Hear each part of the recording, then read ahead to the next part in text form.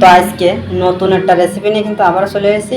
তো আজকে রেসিপি হলো কিভাবে মাছ ছাড়া, চিংড়ি মাছ ও অন্য অন্য মাছ ছাড়া কিভাবে ভাজি করতে হয় মাছ ছাড়া খুবই সুন্দর করে। তো আমি কিন্তু এখানে আমার পরিমাণ মতো খুবই সুন্দর করে ঢেঁড়স নিয়ে নিয়েছি ও ভেন্ডি নিয়ে নিয়েছি। আপনারা যেটাই বলেন, ভেন্ডি ঢেঁড়স যেটাই বলেন বলেন, এর দুটো তিনটে নামেই ডাকে মানুষ, অনেকে সবজিই বলে। তো আমরা কিন্তু ঢেঁড়সই বলি। তো আমি এখানে আমার পরিমাণ মতো কিন্তু ঢেঁড়স নিয়ে নিয়েছি আর খুবই সুন্দর করে এরকম দেখতেই পাচ্ছেন চিকন চিকন করে কেটে খুবই সুন্দর করে কিন্তু আমি ধুইয়ে পানি ঝরিয়ে নিয়েছি। আর এখন আমি কিভাবে রান্নাটা করতে হয় তো আমি কিন্তু এখন দেখাবো। তো চলেন।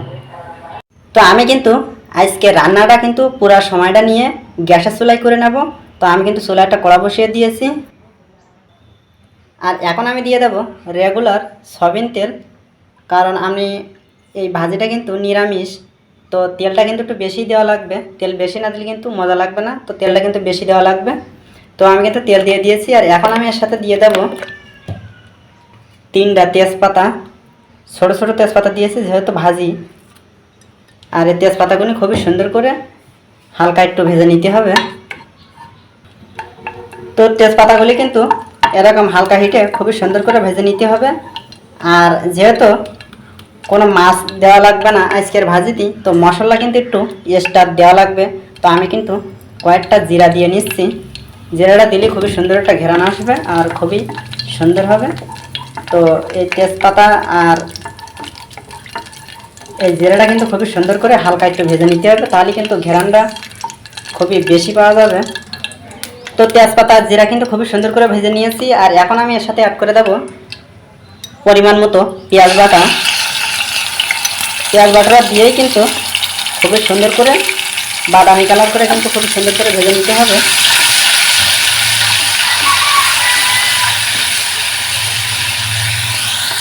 আর মনে রাখতে হবে চুলার হিটটা একবারে লো হিটে রাখতে হবে, নাহলে কিন্তু মশলাগুলি দিতে দিতে কিন্তু পুড়ে যাবে।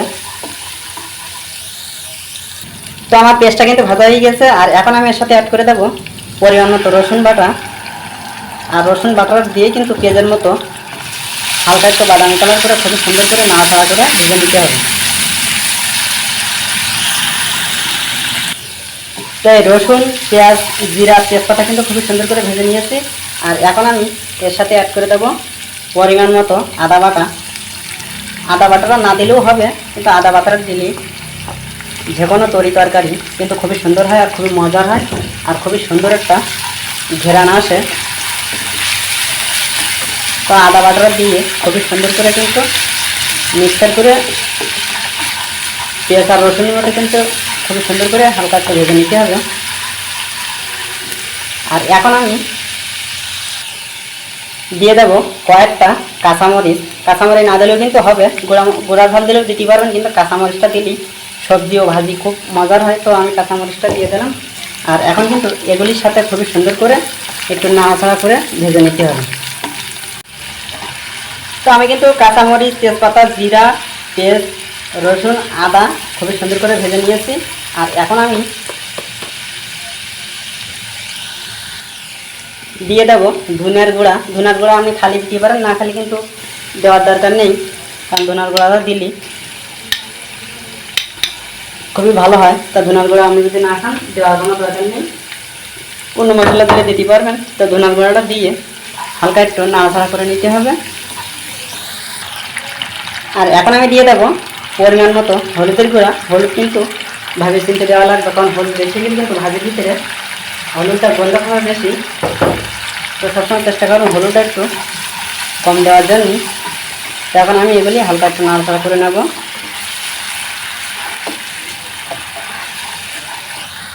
আর এখন আমি এর সাথে অ্যাড করে দেবো স্বাদ মতো লবণ, পরিমাণ মতো দিয়ে নিয়ে এখন খুবই সুন্দর করে হালকা একটু নাড়াচাড়া করে নেব।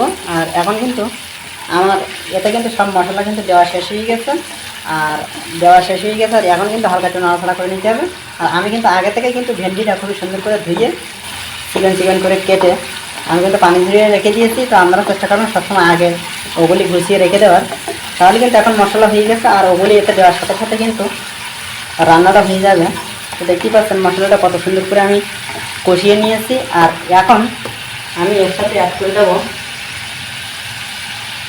আগে থেকে যে ভেন্ডি খুবই সুন্দর করে কেটে খুবই সুন্দর করে ধুয়ে রেখে দিয়েছিলাম, আর এখন আমি এর সাথে অ্যাড করে দেব।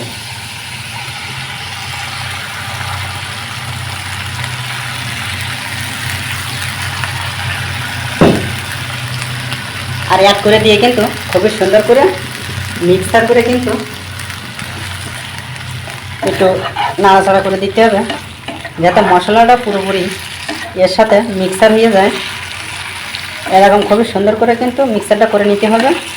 আর এই মাছ ছাড়া সবজি রান্নার ক্ষেত্রে কিন্তু মশলাটা একটু বেশি দিতে হবে, তাহলে কিন্তু অনেক মজার হবে। মশলা আর তেলটা কিন্তু একটু বেশি দিলেই হবে।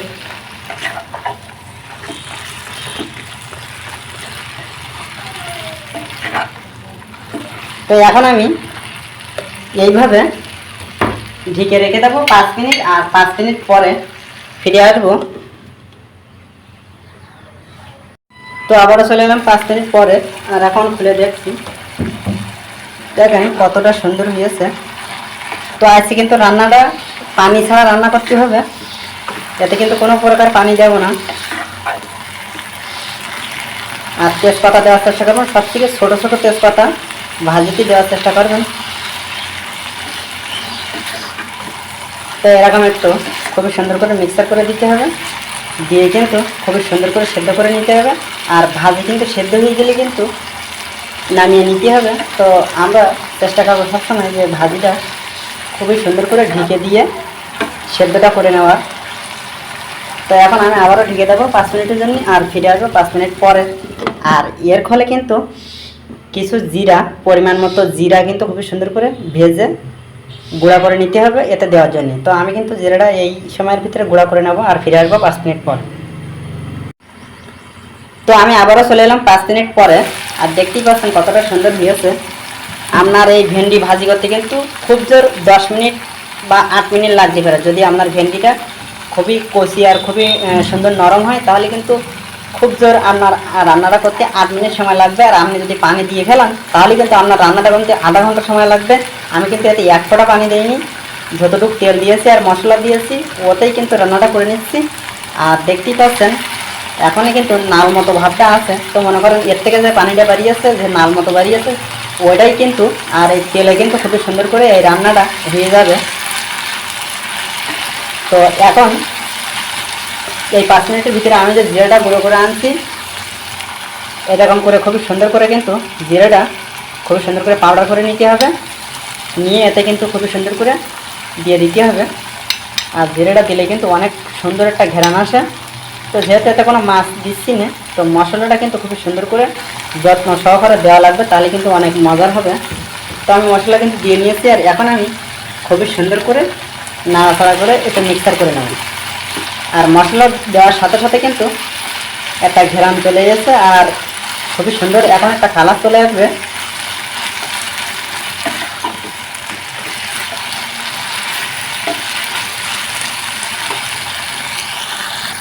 আর অন্য অন্য ভাজির মতো কিন্তু এই ঢেঁড়স ভাজিটা বা ভেন্ডি ভাজিটা কিন্তু বেশি নাড়াচাড়া করা লাগে না, কারণ তলায় খুব কম লাগে, যেহেতু নাল নাল মতো ভাব। তো ঢেকে দিয়েই কিন্তু রেখে দিলেই কিন্তু প্রায় হয়ে যায়। তো চেষ্টা করবেন হালকা একটু নাড়াচাড়া করে দিলেই কিন্তু ভালো হয়, মশলাটা মিক্সার হয় ভালো, খাতেও ভালো হয়। যেহেতু জিরে দিয়ে দিয়েছি, তো আমি এখন 2 মিনিটের জন্য ঢেকে দেবো, আর ফিরে আসবো 2 মিনিট পরে। তো আমি আবারও চলে এলাম 2 মিনিট পরে, আর দেখতেই পাচ্ছেন কতটা সুন্দর হয়েছে। এখন দেখতেই পাচ্ছেন এতে কিন্তু কোনো প্রকার নাল মতো ও কোনো প্রকার পানি ভাবটা নেই। দেখতেই পাচ্ছেন এখন খালি তেল আছে। তো এখন কিন্তু দেখতেই পাচ্ছেন খালি তেলটাই আছে, খালি তেলটাই আছে। তো এখন আমি হালকা একটু নাড়াচাড়া করবো, কারণ আমার কিন্তু এই ভেন্ডি ভাজিটা হয়ে গেছে। কোনো প্রকার পানি কিন্তু নেই।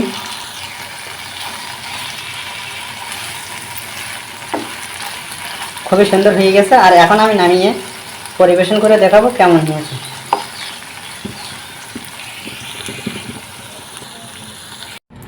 তো দেখতেই পাচ্ছেন কতটা সুন্দর হয়েছে, আর নিচে কতটা তেল হয়েছে, খুবই সুন্দর হয়েছে আর খুবই মজার হয়েছে, আর খুবই সুন্দর একটা ঘেরান পাওয়া যাচ্ছে। তো এখন আমি পরিবেশন করে দেখাবো কেমন হয়েছে। তো সবসময় চেষ্টা করবেন এইভাবে রান্না করে নেওয়ার পানি ছাড়া, তাহলে কিন্তু অনেক ভালো হবে আর অনেক মজার হবে। তো দর্শক দেখতেই পাচ্ছেন আজকের রেসিপিটা কতটা সুন্দর হয়েছে, খুবই মজার হয়েছে আর খুবই সুন্দর হয়েছে। আপনি একবার হলো বাসায় এভাবে ট্রাই করে দেখবেন মজার এই রেসিপিটা রান্না করার জন্যই। তো আজকের রেসিপি যদি ভালো লেগে থাকে অবশ্যই একটা লাইক দিয়ে দেবেন আর বেশি বেশি বন্ধুদের কাছে শেয়ার করবেন। তো দর্শক তার আগে বলে নিতে চাচ্ছি, আপনি যদি এই চ্যানেলের নতুন দর্শক হয়ে থাকেন অবশ্যই চ্যানেলটি সাবস্ক্রাইব করে পাশের বেল আইকনটা প্রেস করে দেবেন। আর যদি ফেসবুক পেজ থেকে দেখে থাকেন অবশ্যই পেজটি ফলো দিয়ে রাখবেন, তাহলে আমার দেওয়া এইরকম নিত্য নতুন রেসিপির ভিডিও সবার আগে চলে যাবে আপনার কাছে। তো আজকের ভিডিও এই পর্যন্ত, দেখা হবে অন্য কোনো দিন অন্য কোনো নতুন রেসিপির ভিডিও নিয়ে। সেই পর্যন্ত সবাই ভালো থাকেন, সুস্থ থাকেন, আল্লাহ হাফেজ।